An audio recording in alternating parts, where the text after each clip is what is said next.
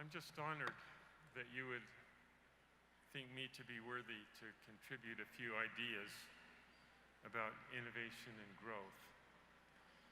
It's a topic that I have been studying now for nearly 30 years at the Harvard Business School in Boston, where I teach. And let me pose the question in this way. In the 1950s and 1960s, Japan was a desperately poor country. And then they started to implement some innovations in the mid-1960s that caused the economics of Japan to just peak up. And by 1990, Japan was a very prosperous country. In a similar way, Korea, in 1970, I was a missionary for the Mormon Church in Korea. And Korea was viewed as the most desperately poor of all of the nations in Asia. And then starting in about 1975, their economy just went like that. And by the year 2000, Korea was a very prosperous country. And not that many distance away, the Philippines in 1970 was a desperately poor country. And in the year 2016, the Philippines continues to be a desperately poor country. And what is it that allowed countries like Korea and Japan and Taiwan to become prosperous, while other nations, some in Central America, Indonesia, the Philippines, just seem to be mired in poverty and don't seem to a way to get out of it? And there's a couple of ideas from my research that I thought might give a way to frame the types of innovations that help nations become prosperous and growing, and other innovations that don't play that role. So we decided that there are actually three types of innovations. And the reason why we decided that innovation is the critical unit of analysis is because innovation demands investment, and investment creates growth. So we decided there are three types of innovations. The first type we call efficiency innovations. And efficiency innovations allows you to do more with less. And it's really important in an economy that there be a lot of efficiency innovations. And in a company, there have to be a lot of efficiency innovations, because if you're not getting ever more efficient, you'll lose the game. Examples of efficiency innovations would include the Toyota production system.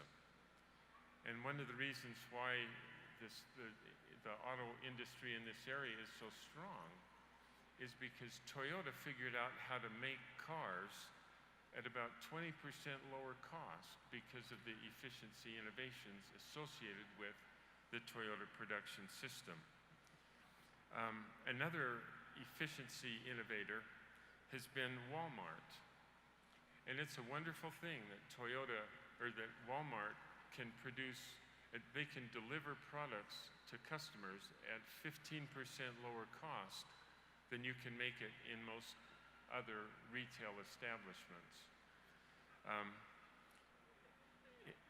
But when a company introduces an efficiency innovation, by their very nature, efficiency innovations eliminate growth. And so Walmart, as an example, when they're going into a community and build a new Walmart store, they have to hire people to work inside of Walmart, but in the aggregate area, about 14% of the jobs are eliminated because efficiency of Walmart. In a similar way, Toyota production system is efficient because they eliminate jobs. Now, one of the things that we observed about efficiency innovations is that many nations that we think are prosperous, countries that we observe to be in poverty have a lot of oil and a lot of materials. And so Pemex has some assets to oil. Venezuela has a lot. Brazil has a lot. Nigeria has a lot of oil. Indonesia has a lot of oil. And I've always wondered, why is it that these industries that have access to so much valuable oil cannot seem to be able to make the nation become prosperous? Where does that money go? And as we did this study, we realized that the oil industry or the mining industry makes commodities. And these are international competitive markets. And every dollar that oil industries can invest in their companies, invest to eliminate jobs. They have to become ever more efficient. And it helped me understand a puzzle that I had worked on for 20 years. That those kinds of industries like oil don't create growth, because the purpose of efficiency innovations is not to create jobs. Its purpose is to eliminate jobs. And so efficiency innovations are very important, but they don't create growth. Second type of innovation are sustaining innovations. And sustaining innovations, their purpose is to make good products better. And so in education, if you come up with a new textbook in algebra for high school students, it's an efficiency innovation. It makes good products better. If somebody develops a better, improved safety in a car, it's an efficiency innovation. It makes good products better. The purpose of sustaining innovations is to make better products, but they also don't create jobs. So just imagine that I got a job as a salesman at Toyota, and I convince one of you to buy the hybrid Prius car, the Prius. If I succeed and you buy the Prius, then you won't buy the Camry from Toyota. If I invest in the market a better product than I made last year, you buy the new product, but you don't buy the old product. So by their very nature, sustaining innovations are replacative in character. They replace old products with new products, but they also don't create jobs. The third type of innovations are the ones that actually create growth. And those are called disruptive innovations. And disruptive innovations transform expensive, complicated products into products that are so much more affordable and accessible that many more people are able to buy the product and use them in their lives. And because they make it so affordable and accessible that many more people can own and use the products, then they have to hire more people to make them and distribute them and sell them and service them. And that's why that's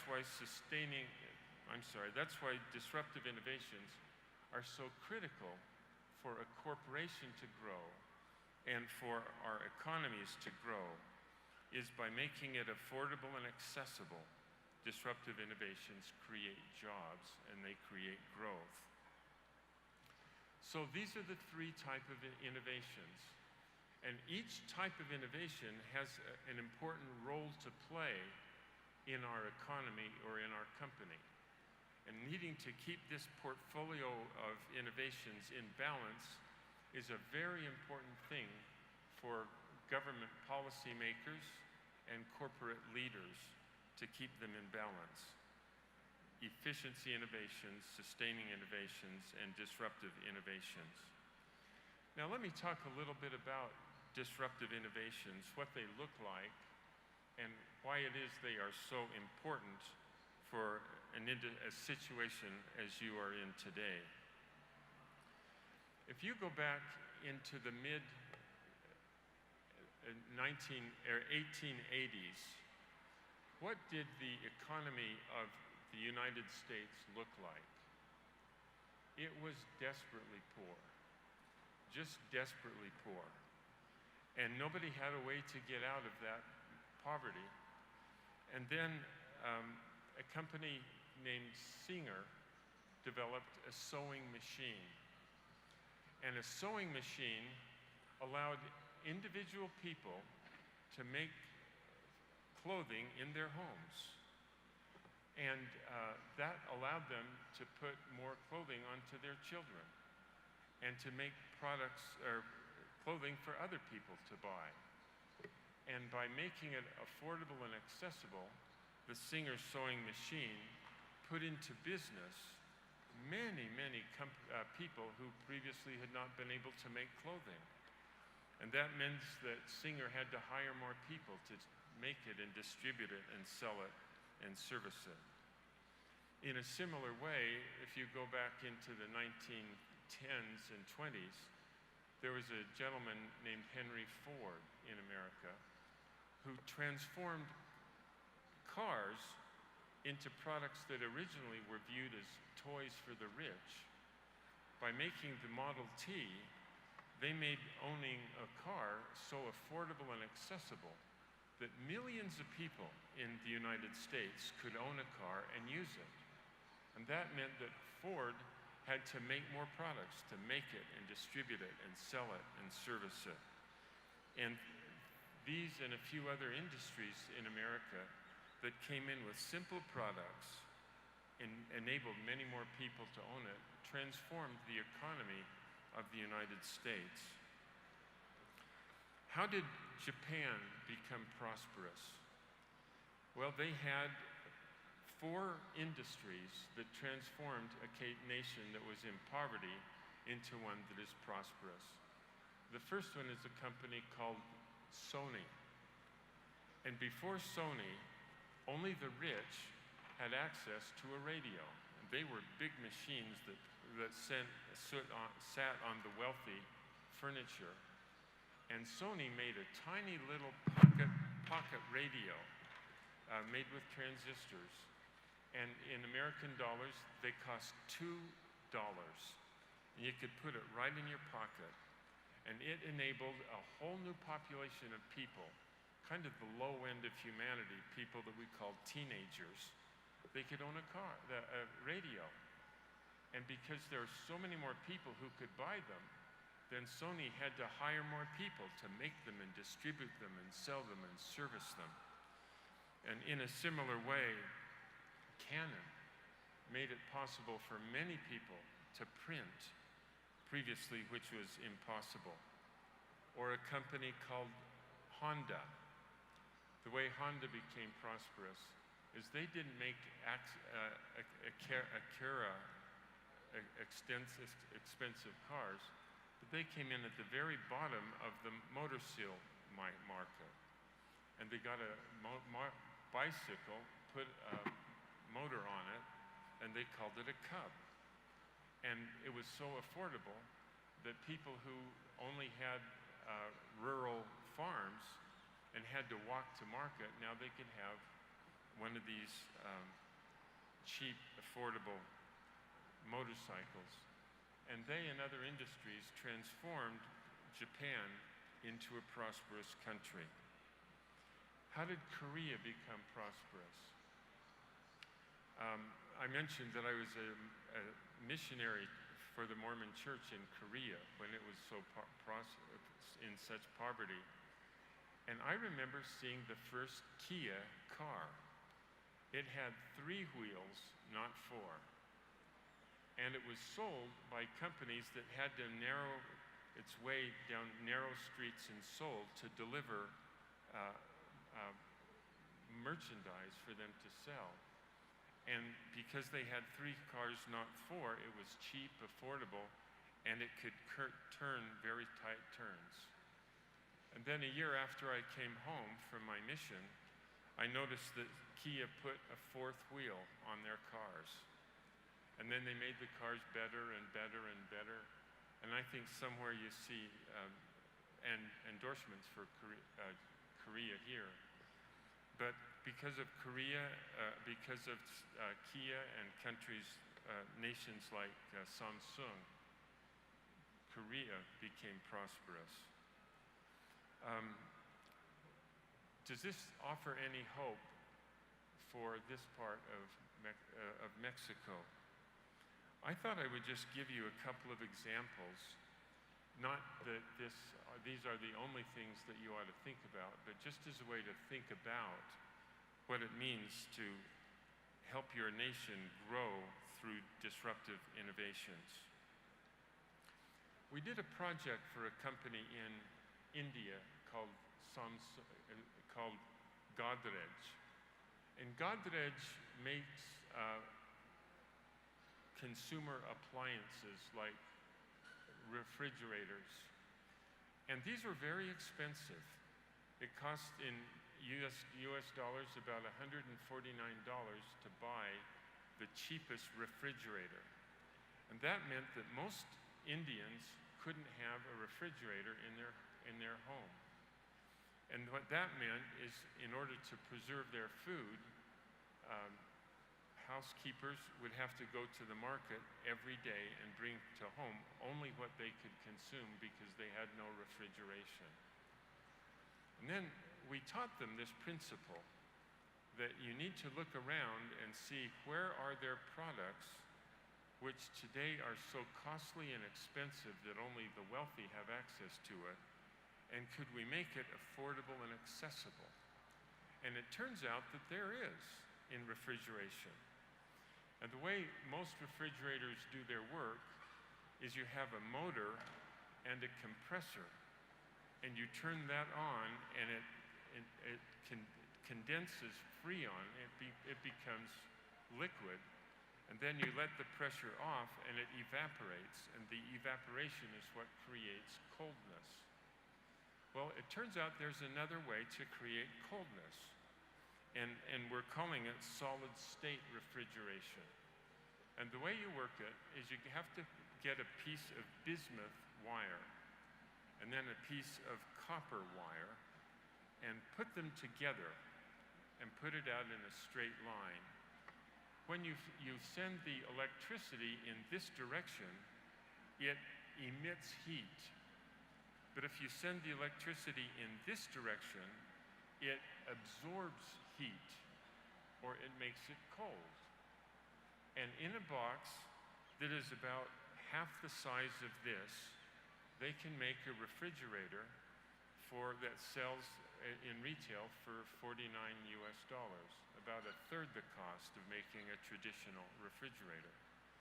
And all of a sudden, most of the Indians who historically have not been able to refrigerate anything, now they could. And then Godrej had to hire more people to make the products and then distribute the products and sell the products and service the products. And one of the benefits that they didn't anticipate is when you went down the narrow streets of urban neighborhoods, on the left and the right, you just see shop after shop after shop, and none of them are able to sell coldness. And now they can have this in their shop and sell a whole new, much broader variety of merchandise, because Godrej decided that they could disrupt the refrigeration industry. Here's one that nobody has done yet, and I think this is what you ought to do in these states. And that is that in Mexico, you ought to make electric cars.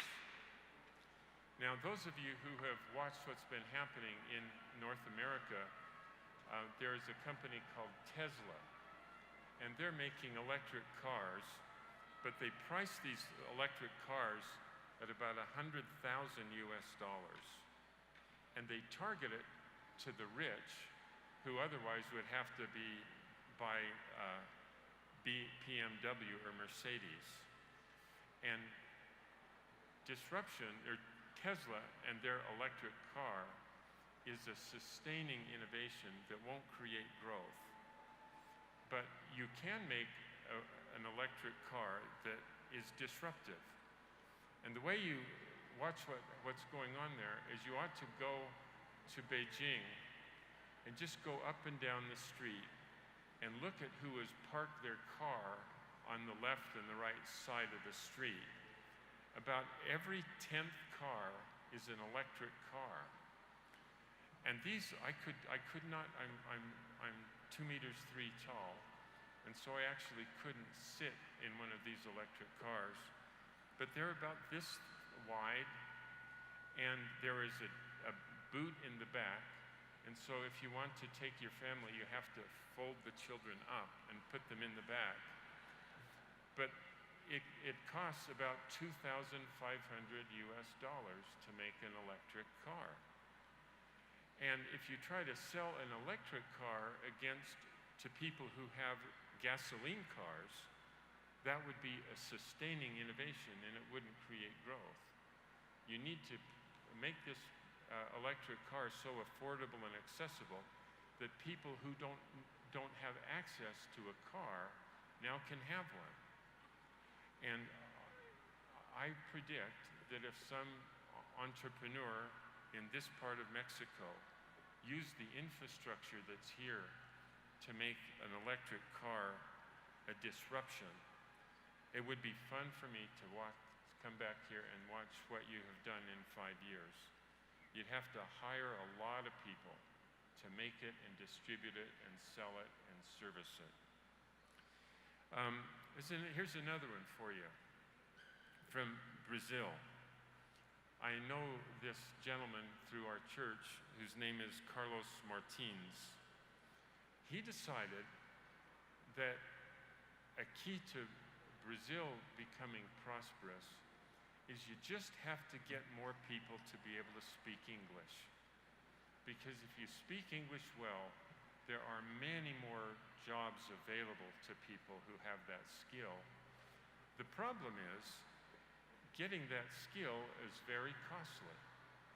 The schools weren't very good at teaching English. If you try to improve it, it's just too costly.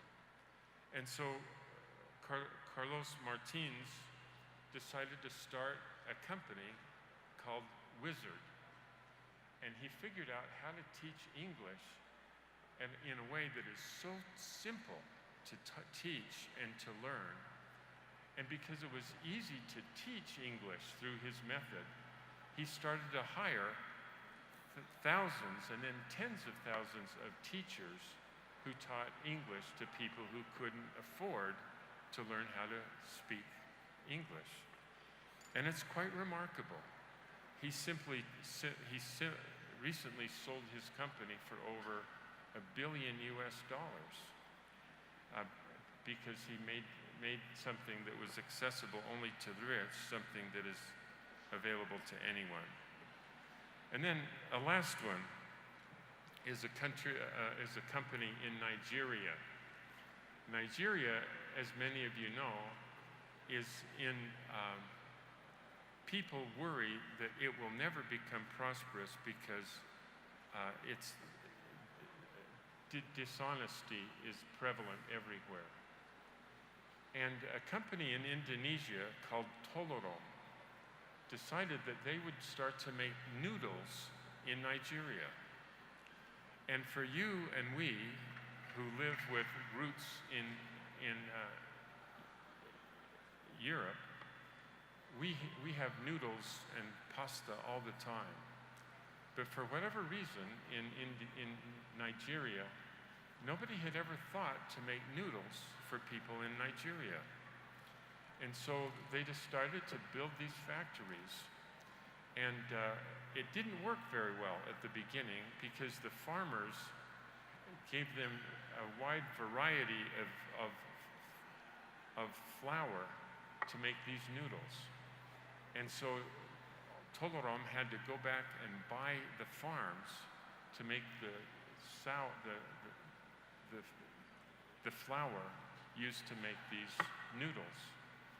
And then they had to ship their products to distribution channels throughout Nigeria.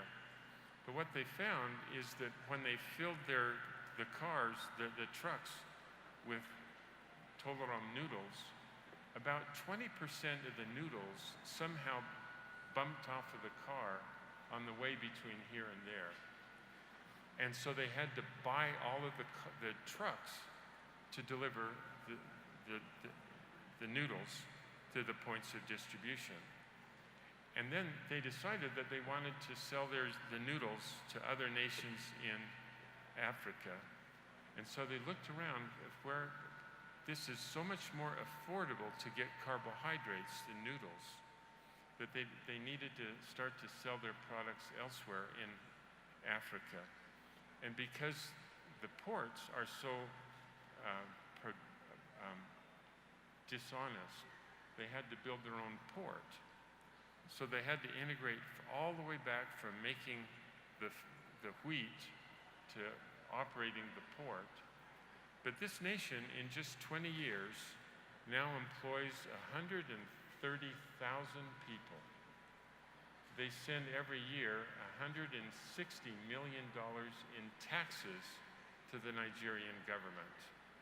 And they have just passed over $1 billion in sales by making it affordable and accessible.